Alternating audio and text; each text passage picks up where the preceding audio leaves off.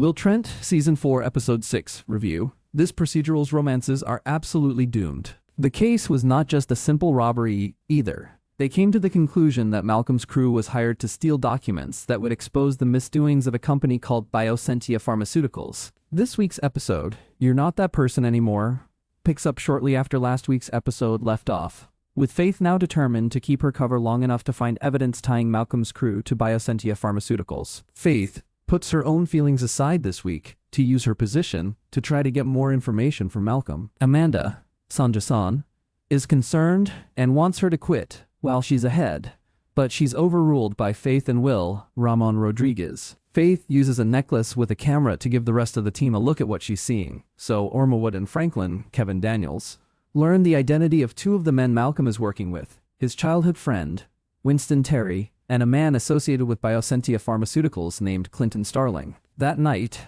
Malcolm tells Faith that he loves her, and she says it back, clearly meaning it.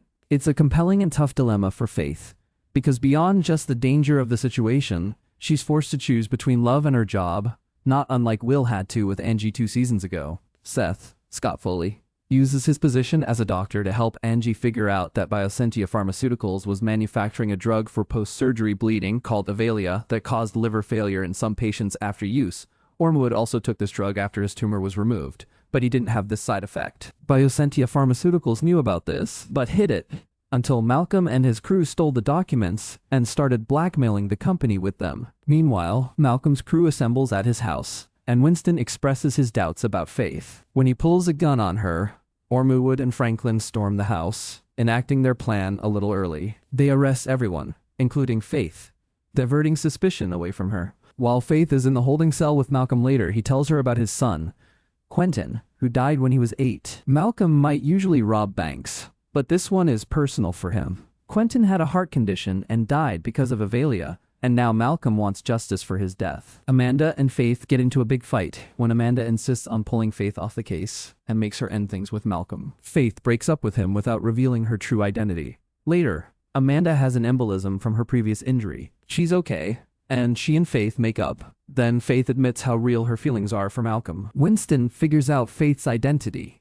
tracks her down, and takes her captive at gunpoint. The GBI and APD go to the meetup where Malcolm's crew is planning to hand the documents over to Biosentia Pharmaceuticals, all while Faith is still held captive. Malcolm struggles with learning the truth, but he still cares about Faith, and even shoots and kills Winston to save her life. He can't bring himself to untie her though, so she has to free herself. Malcolm then goes to meet with Neville Gordon, Andrew Polk, the head of Biosentia Pharmaceuticals, to make it look like he's going to hand over the files for money. Instead, though, Malcolm tells him off and shows him a picture of Quentin.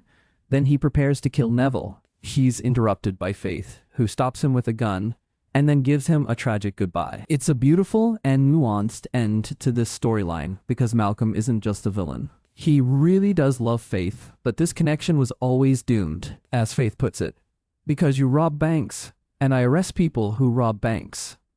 Ormwood then interrupts the moment, concerned with Faith's safety, but he drops his weapon when she asks him to.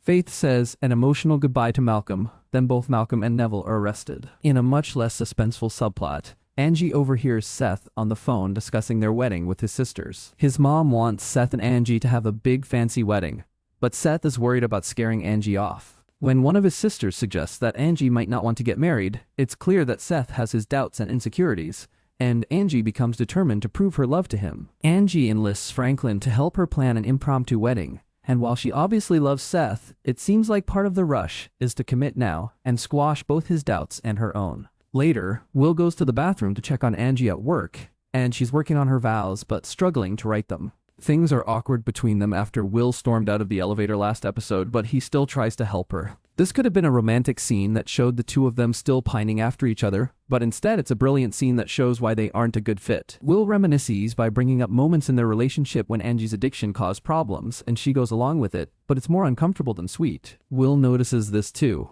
and he then tells her that she isn't that person anymore.